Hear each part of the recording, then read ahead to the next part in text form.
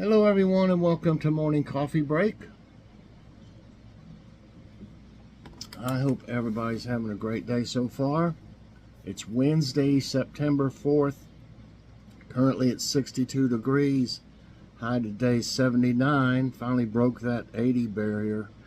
No chance of rain. Winds at 3 miles per hour, so you got a little breeze. So that'll feel pretty good though. Okay, today I've got a garden update, and then I had Kitty. Kitty was actually awake, and she could tell, I guess, that I was going outside, and she was all over, rubbing around on my ankles and stuff. So, well, I said, okay, let's get your stroller, and oh, she got so excited. So anyway, plus we walked for a little bit, and like I said. And I went down here and looked at that big old, huge, I don't want to call it a branch. It's more like a limb. Got it, it must have been really windy, because I noticed some of my pie pans, I can tell if it's really windy, some of my pie pans will break off of the, it'll pull right through that aluminum, and you'll find them in the yard. They're beat to death, but I'll just get some new ones next year. But they've kept the pest out. I haven't had one rabbit since I put them up get into anything, and there's rabbits all over the place here. Haven't really had anything. Something ate on the green beans, and I had a suspicion it was a groundhog, because I've seen it out there, you know. I've actually seen it out there eating them last year.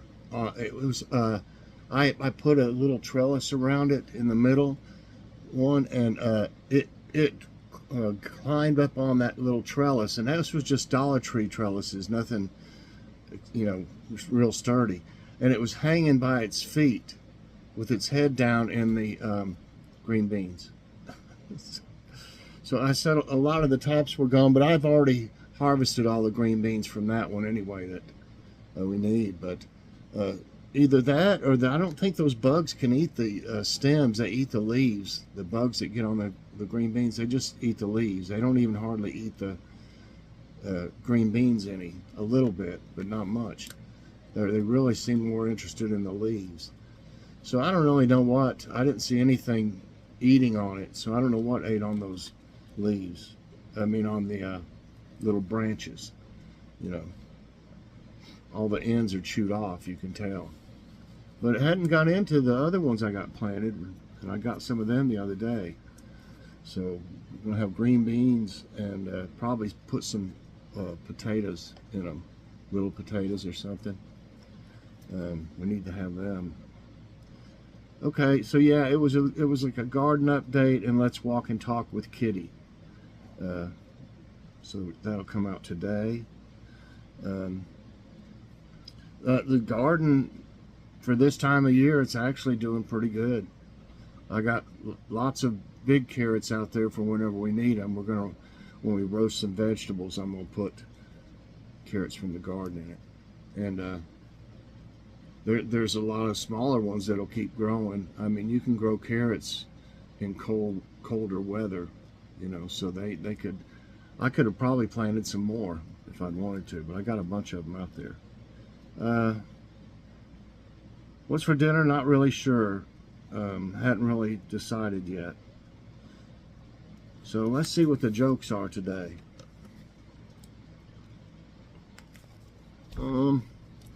I've been prescribed anti-gloating cream. I can't wait to rub it in.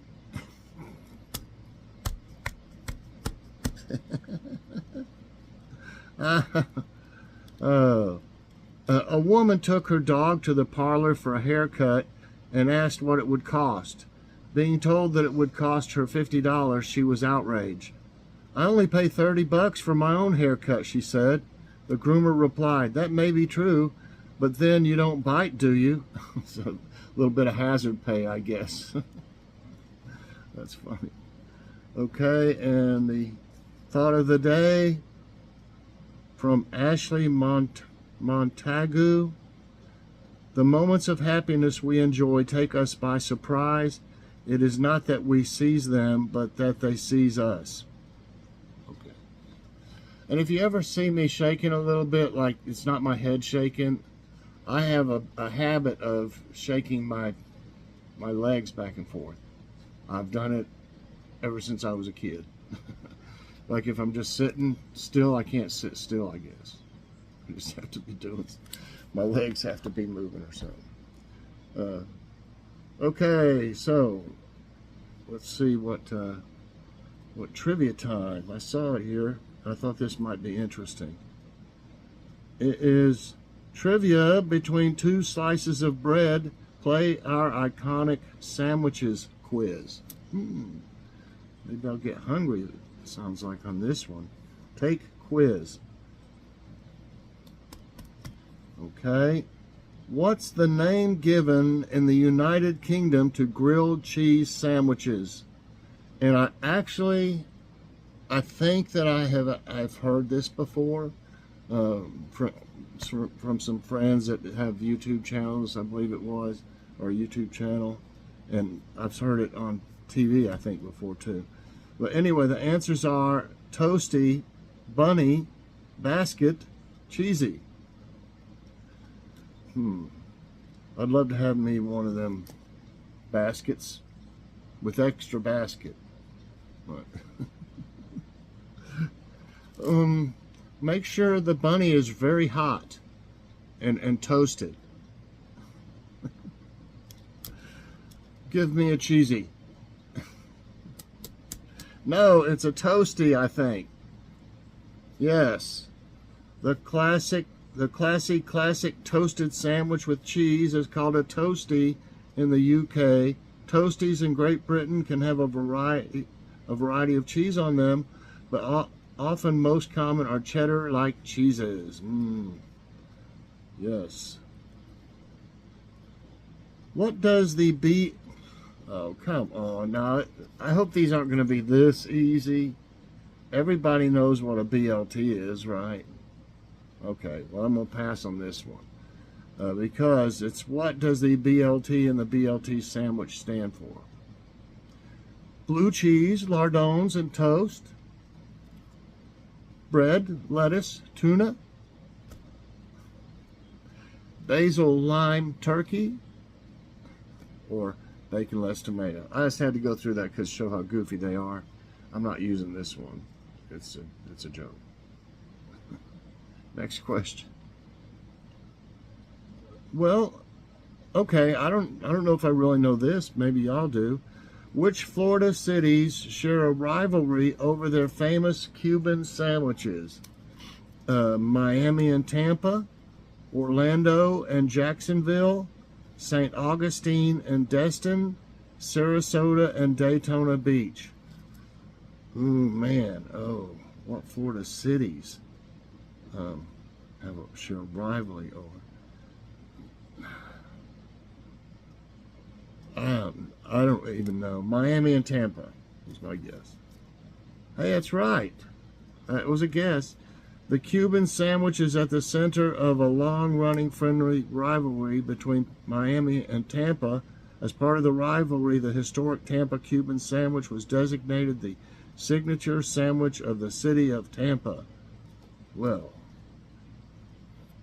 I'd like to have one. And I don't know about an authentic one here. I don't know if you could, but I think there's a food truck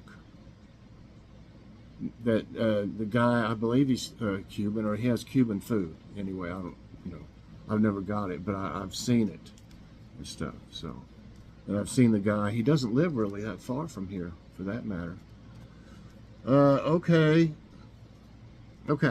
Bagel and lox is an iconic sandwich in which U.S. city? And maybe, I guess that's a bagel and lox right there. Come on. Bagel and lox. And as you can see, it doesn't show the answer until I press my answer. Okay, bagel and lox in which U.S. city? Miami, Dallas, Portland, New York.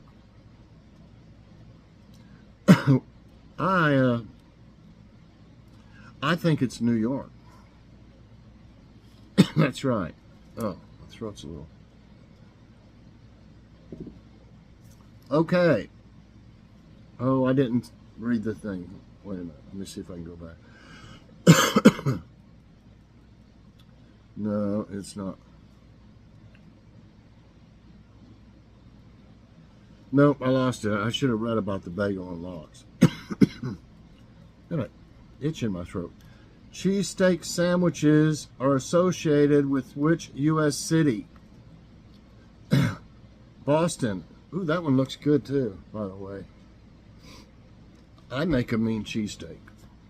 I get that shredded beef. You can get it at Aldi, or it's cheapest at Aldi. Shaved beef. Yeah, shaved.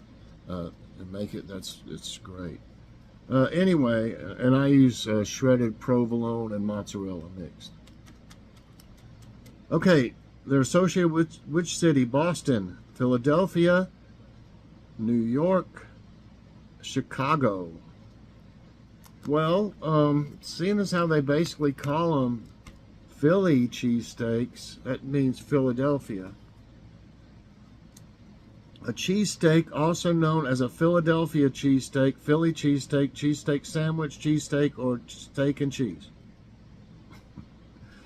is a sandwich made from thinly sliced pieces of beef steak and melted cheese in a long hoagie roll. Made me hungry. How many sandwiches did Lindbergh bring on his transatlantic flight? Well, I doubt that he had a refrigerator or anything, so they must have been like peanut butter and jelly or something. Okay, how many did he bring on his transatlantic flight? 5, 7, 1, none. You know, Lindbergh. I mean, he would be like, I don't know. I don't think he would take a bunch. I'm going to say 1. No, it's 5. That was actually my first guess in my head, was 5. And then I thought, you know what? He probably, I almost said none. So he brought 5. Okay, Lindbergh was clearly more focused on flying than eating on his transatlantic effort. He brought 5 sandwiches with him. What kind? He explained his limited culinary menu. If I get to Paris, I won't need any more, and if I don't get to Paris, I won't need any more either. He also brought 5 cans of army rations and a few liters of water. Okay, I missed that. In what part of the USA are tomato sandwiches popular? Love them. Show some nice maters there, too. The Northeast, the West Coast, the Midwest, the South. Well, I think it's down here in the South. That's right. If you grew up in the South, chances are you've heard of a tomato sandwich. These sandwiches are enjoyed throughout the summer due to the abundance of fresh, ripe tomatoes and have grown in popularity over the years. Okay, it says the earliest reference of the tomato sandwich came from the Virginia Chronicle in 1911, where a man described his lunch as a tomato sandwich, a slice of watermelon iced tea, and a slice of coconut cream pie. 5 right, 1 wrong, got 4 more to go. What type of bread is usually used to make a grilled cheese? Tortillas? Buns? Focaccias, sliced bread. And they show a bunch of different breads, I guess. Or is that cheese? That's cheese. Isn't it? Yeah. Okay. Well, I think it's sliced bread. That was almost too easy. A grilled cheese, sometimes known as a toasted sandwich or a cheese toastie, is a hot cheese sandwich typically prepared by heating slices of cheese between slices of bread and cooking with a cooking fat such as butter or mayonnaise on a frying pan, griddle, blah, blah, blah, blah. Okay, what was John Montagu allegedly doing when he invented the sandwich? Playing golf, writing a letter, watching a horse race, playing cards. Invented the sandwich? He invented it. Writing a letter? Watching a horse race? Well, if you're playing cards, you certainly don't have much time to put things together or eat. But playing golf, you wouldn't be near like a table to make anything, I don't guess, unless you just had the ingredients and put it together. I'm going with playing cards. That's right. In 1762, John Montagu, the 4th Earl of Sandwich, invented the meal that changed dining forever. As the story goes, he was playing cards and did not want to leave the gaming table to eat. See, he asked for a serving of roast beef to be placed between 2 slices of bread so he could eat with his hands. Thus, the sandwich was born. You mean it took him till 1762 to figure that out? Got bread. Got meat. You know, I don't know. Okay, 2 more questions. Which ingredient is the fluff in Massachusetts Fluffer Nutter Sandwich? I used to call angel food cake fluff when I was a kid. I don't care what anybody else called it. I called it fluff. Okay, come on, straighten out. Which ingredient? Okay, cream pie, mousse, donut, marshmallow. I think it's marshmallow, and they do have that whipped marshmallow. Oh, that with peanut butter. Oh my gosh, I haven't had one of those in years, but it's good. Marshmallow. Yes. 5, 6, 7, 8. Yep, made with peanut butter and marshmallow fluff on white bread. The Fluffer Nutter Sandwich is a New England classic with a history as long as it is sweet. Po' boy shrimp sandwiches are associated with which U.S. state? I know Joe will know this for sure from Joe's Outdoor Places. Texas, Florida, Louisiana, Alabama. Okay? So everybody that knows Joe already will know it's Louisiana. Yes. A po' boy, also po' boy, derived from the non-rhotic southern accent often heard in the region, or poor boy, is a sandwich originally from Louisiana.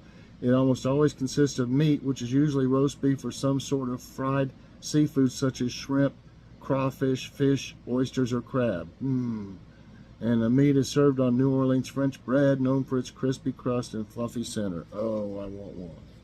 Okay, everybody, I got 9 right and 1 wrong. Some of them were kind of easy, you know, but what can you do? I skipped a few. So, anyway, it was interesting. Got me hungry, kind of, though. Hope you all enjoyed today's trivia time and morning coffee break. If you did, I hope you'll press that like button. Also subscribe if you haven't already, and share this out, and hit that so you get all my videos as soon as they come out. Thanks for watching, everybody. Check out Garden Update and Let's Walk and Talk with Kitty later on. Bye, everyone, and God bless.